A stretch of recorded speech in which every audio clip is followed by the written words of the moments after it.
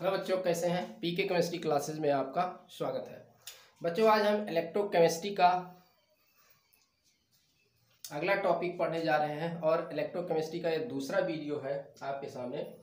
तो आज हम देखेंगे इलेक्ट्रोकेमिस्ट्री को बेहतरीन तरीके से हमने यहाँ पर नोट्स दिया है और इसी नोट्स को हम यहाँ पर देखेंगे, इसी को समझेंगे। तो अच्छी पढ़ाई के साथ साथ जो है अच्छा नोट्स भी होना जरूरी है। तो हम आपको अच्छा नोट्स जो है उपलब्ध करा रहे हैं और अच्छी पढ़ाई के साथ। तो आइए हम देखते हैं। पहले देखिए, यहाँ पर 4 टॉपिक हमने लिया है। 4 टॉपिक को यहाँ पर हम कवर करेंगे। देखते हैं पहला टॉपिक आपका क्या है। तो पहला टॉपिक हमारा है ओम का नियम। ओम का नियम यानी कि ओम्स लॉ। ओम का नियम, ओम्स लॉ। ओम्स लॉ किसे कहते हैं? देखिए, ओम्स लॉ में क्या भाई, ओम्स लॉ हमने कहा कि हम विद्युत चालक तार लेंगे या फिर इलेक्ट्रोलाइट्स, दोनों के केस में यहाँ पर आप लिख सकते हैं। तो यहाँ आप कह सकते हैं एक धातु चालक, या कह सकते हैं इलेक्ट्रोलाइट का घोल लिख कह सकते हैं। एक धातु चालक, क्योंकि धातु भी आपका चालक का कार्य करता है और इलेक्ट्रोलाइट्स भी क्या करता है, चालक का कार्य करता है। तो हम कह सकते हैं एक धातु चालक या इलेक्ट्रोलाइट या वैद्युत अपघट्य का घोल। ठीक है, घोल चालक तार पर स्थित विभवांतर उससे प्रवाहित होने वाली विद्युत धारा के समानुपाती होता है। तो एक चालक तार पर स्थित विभवांतर क्या है, V, उससे प्रवाहित होने वाली विद्युत धारा के समानुपाती होता है। धारा क्या, I। तो यदि चालक के तार के सिरों पर विभवांतर क्या हो, V हो, यदि चालक के तार के सिरों पर विभवांतर क्या हो, V हो, और उसमें प्रवाहित होने वाली वैद्युत धारा क्या हो, I हो, तब ओम के नियम के अनुसार हम परिभाषा के अनुसार क्या लिख सकते हैं, सूत्र को V परपोजनल I लिख सकते हैं। तो V परपोजनल I हो गया ये, और अगर परपोजनल का चिन्ह हटा देते हैं तो V equal to R I हो जाता है। अगर R को हमें निकालना हो तो R इक्वल टू क्या हो जाता है, V बाई I हो जाता है।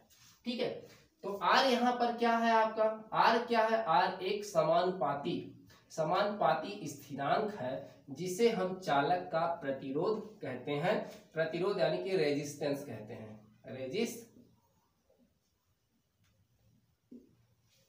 रेजिस्टेंट कहते हैं इसको, रेजिस्टेंस या कहिए रेजिस्टेंस कहते हैं इसको हम। इसे चालक का प्रतिरोध रेजिस्टेंस कहते हैं। अब देख लेते हैं हम इसकी यूनिट क्या होती है, प्रतिरोध की यूनिट क्या होती है। प्रतिरोध की यूनिट क्या होती है, देखिए क्या है, R equal to V by I है। तो V क्या आपका है, V का मात्रक क्या होता है, वोल्ट होता है। I का मात्रक क्या होता है, एम्पियर होता है। I का मात्रक क्या होता है, एम्पियर होता है। तो हम इसको क्या लिखते हैं, वोल्ट पर एम्पियर लिख सकते हैं, वोल्ट पर एम्पियर। या इसी को हम लिख सकते हैं क्या, इसी को दे दिया गया है ओम, वैज्ञानिक के नाम पर दे दिया गया इसको ओम। या ओम को हम किससे प्रदर्शित करते हैं, ओमेगा से। ये ओमेगा का क्या है, सिंबल है। ठीक है, तो इसका मात्रक क्या हो गया आपका, प्रतिरोध का मात्रक क्या हो गया, ओम हो गया। वोल्ट पर एम्पियर को हम क्या कहते हैं, ओम भी कहते हैं, या इसको ओमेगा से हम जो है प्रदर्शित करते हैं। ये ओमेगा आपका है, ओमेगा का ये चिन्ह है यहाँ पर। ठीक है, तो ये आपको क्या हो गया, समझ में आ गया होगा। नेक्स्ट देखते हैं इसमें टॉपिक क्या, विशिष्ट प्रतिरोध, स्पेसिफिक रेजिस्टेंस देखते हैं। विशिष्ट प्रतिरोध, तो जो विशिष्ट प्रतिरोध है उसको हम किससे दिखाते हैं, रो से दिखाते हैं। किससे दिखाते हैं, इसको हम रो से रिप्रेजेंट करते हैं। तो देखते हैं इसकी, तो जो ये देखते हैं क्या डिफरेंस है। किसी चालक का प्रतिरोध यानी कि R जो होता है, उसकी लंबाई जो होती है, चालक तार की जो लंबाई होती है L के क्या होती है, समानुपाती होती है। कौन, R परपोजनल किसके होती है, L के होती है।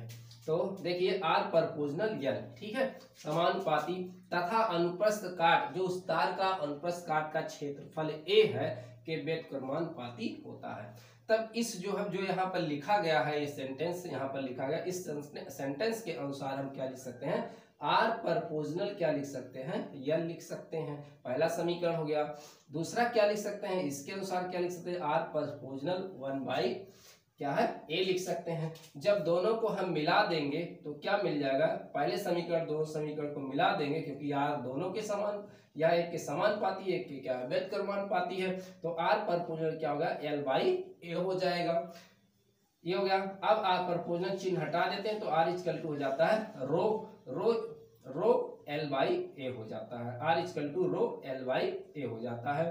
अगर रो आपको निकालना है तो रो इक्वल टू क्या हो जाएगा, देखिए यहाँ पी यहाँ रो एल हो जाएगा और आर ए हो जाएगा, तो आर ए बाई क्या हो जाएगा एल हो जाएगा। ठीक है, तो इसका फार्मूला आपको क्या मिल गया, रो का फार्मूला क्या गया, rho equal to R A by L, इसका क्या हो गया आपका फार्मूला निकल के आया। तो यहाँ पर रो आपका क्या है, रो क्या है आपका विशिष्ट प्रतिरोध है, यल क्या है चालक तार की लंबाई, ए क्या है चालक तार के अनुप्रस्थ काट का क्षेत्रफल, आर क्या है आपका प्रतिरोध है, आर क्या है प्रतिरोध, ये तो आपको मालूम हुआ। अब देखिए यहाँ यदि चालक तार की लंबाई 1 सेंटीमीटर हो और ए क्या हो 1 वर्ग सेंटीमीटर हो तो रो क्या हो जाएगा, आर के क्या हो जाएगा बराबर हो जाएगा। तब हम इसको क्या कर सकते हैं, इसको हम डिफाइन कर सकते हैं, यानी कि जो आपका किसी चालक तार का प्रतिरोध R है वो विशिष्ट प्रतिरोध के क्या होता है बराबर होता है। किसी चालक तार का जो प्रतिरोध होता है वो विशिष्ट प्रतिरोध के क्या होता है बराबर होता है। कब बराबर होता है, जब चालक तार की लंबाई 1 सेंटीमीटर हो और चालक तार के अनुप्रस्थ काट का क्षेत्रफल क्या हो 1 वर्ग सेंटीमीटर हो। ठीक है, तो हम यहाँ परिभाषा देखिए यहाँ पर लिखे हुई है, तो देखिए विशिष्ट प्रतिरोध चालक के उस प्रतिरोध को कहा जाता है। देखिए विशिष्ट प्रतिरोध उस चालक तार के प्रतिरोध को कहा जाता है जिसकी लंबाई 1 सेंटीमीटर तथा अनुप्रस्थ काट का क्षेत्रफल 1 वर्ग सेंटीमीटर है।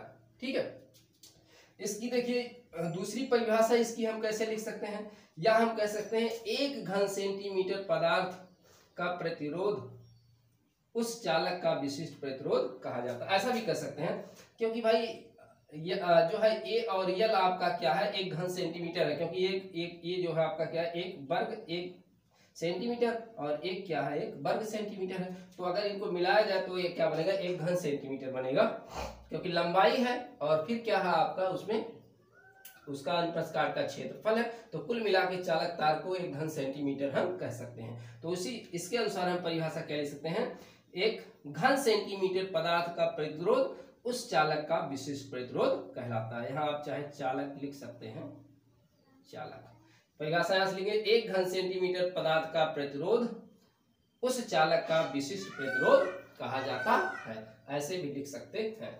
अब देखिए जो ये आपका विशिष्ट प्रतिरोध है, इस विशिष्ट प्रतिरोध को चालक की प्रतिरोधकता भी कहते हैं, इसको रेजिस्टिविटी भी कहते हैं, रेजिस्टिविटी भी इसको हम कहा जाता है। ठीक है, तो विशिष्ट प्रतिरोध को हम क्या कहते हैं, प्रतिरोधकता भी कहते हैं, इसको हम प्रतिरोधकता भी कहते हैं, रेजिस्टिविटी भी कहते हैं। तो विशिष्ट प्रतिरोध को किससे प्रदर्शित करते हैं, रो से प्रदर्शित करते हैं। तो यह भी जो है टॉपिक आपको समझ में आ गया होगा। चलिए देखते हैं तीसरा टॉपिक देखते हैं, विद्युत चालकता। विद्युत चालकता, विद्युत चालकता क्या है, इसको इंग्लिश में कहते हैं कंडक्टेंस, इसको हम सी से प्रदर्शित करते हैं, कंडक्टेंस कहते हैं, और इसको हम क्या कहते हैं सी से प्रदर्शित करते हैं।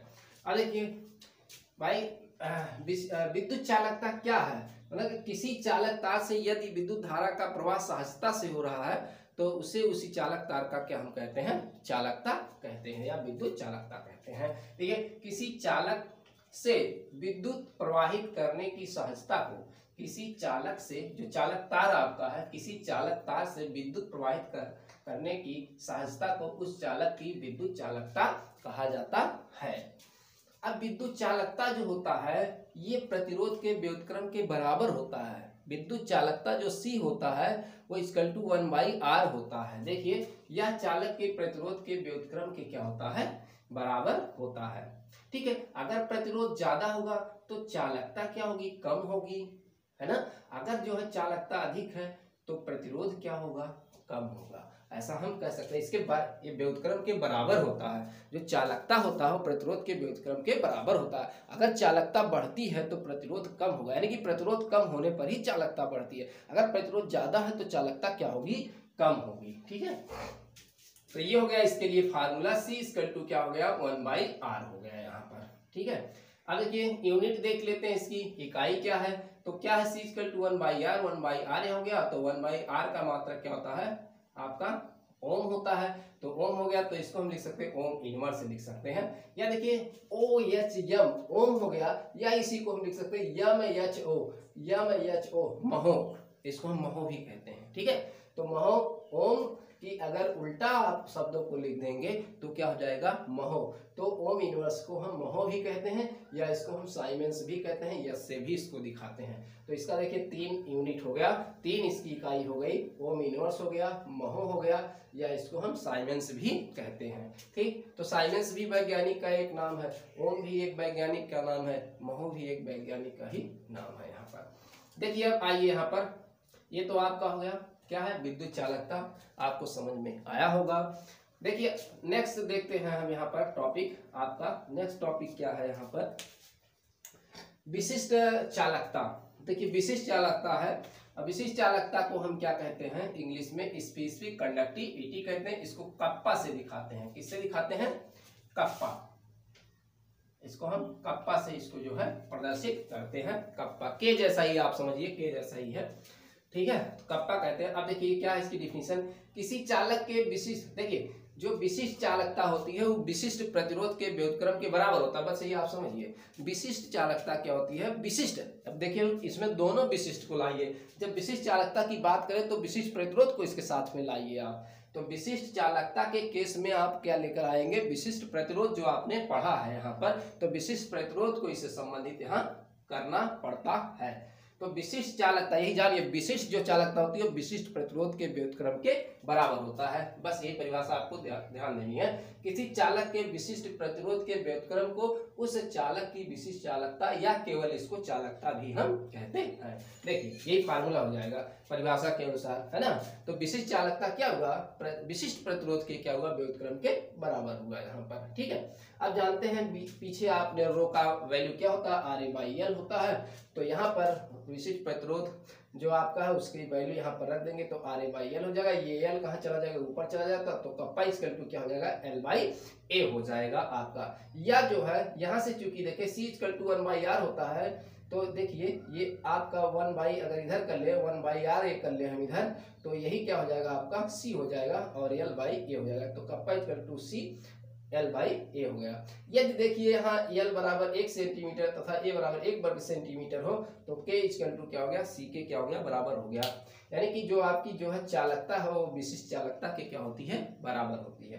कब बराबर होती है, आपकी चालकता विशिष्ट चालकता के बराबर होती है। कब होती है, जब चालक तार की लंबाई 1 सेंटीमीटर हो, उसके अनुप्रस्थ काट का क्षेत्रफल क्या हो, 1 वर्ग सेंटीमीटर हो। तो यहाँ इसको हम डिफाइन कर सकते हैं। ठीक है, तो किसी चालक की चालकता उसके विशिष्ट चालकता के बराबर होती है, या किसी चालक या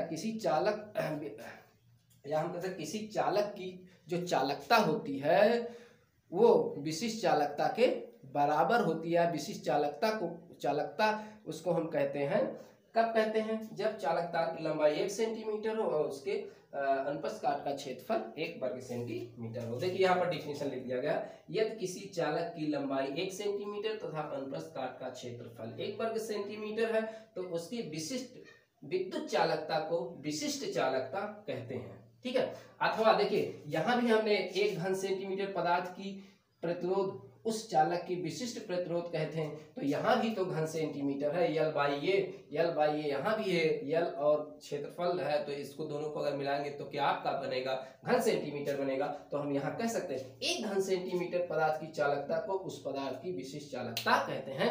ऐसा भी डिफिनीशन आप लिख सकते हैं। तो एक डिफिनीशन इस तरीके से आप लिख सकते हैं। कैसे लिख सकते हैं, किसी चालक की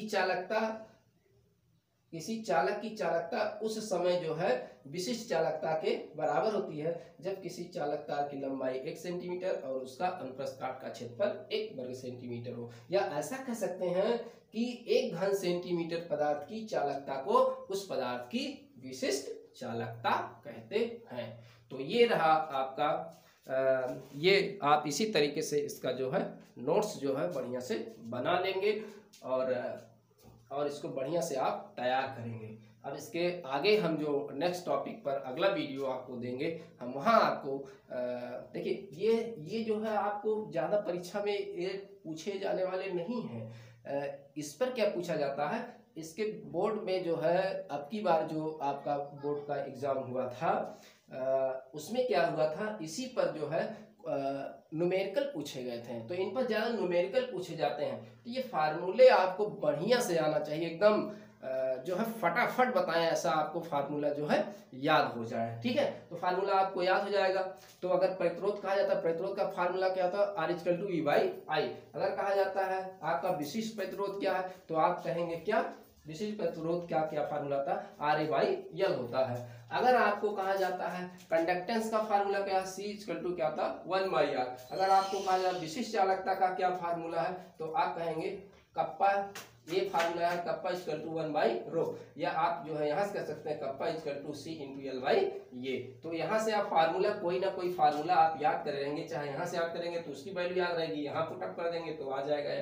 ठीक है, यहाँ डिफिनीशन से पूछा जाने वाला नहीं है, लेकिन हाँ इस पर जो है आपको न्यूमेरिकल पूछा जाएगा। इस पर 2 नंबर के न्यूमेरिकल्स जो है बोर्ड परीक्षा में जो है पूछे गए थे। जो 2019 का बोर्ड परीक्षा हुआ उसमें जो है पूछा गया था, 2 नंबर का इस पर सवाल पूछा गया। तो इसमें से न्यूमेरिकल आपके जो है लगते हैं। ठीक है, तो हम नेक्स्ट वीडियो में आपको लेकर आते हैं, आपको ये समझ में आया होगा। नेक्स्ट वीडियो में हम आपको जो लेकर आएंगे वो आएंगे तुल्यांकी चालकता, मोलर चालकता, तुल्यांकी चालकता मोलर चालकता में संबंध और सेल कांस्टेंट। इतना आपको वहाँ पर हम आपको समझाएंगे, और इतना टॉपिक पढ़ाने के बाद फिर आपके क्या लगेंगे, न्यूमेरिकल्स लगेंगे। ठीक है, तो यहीं पर ये टॉपिक आपका समाप्त होता है। नेक्स्ट वीडियो लेकर हम आपके सामने पुनः आएंगे, तब तक के लिए धन्यवाद।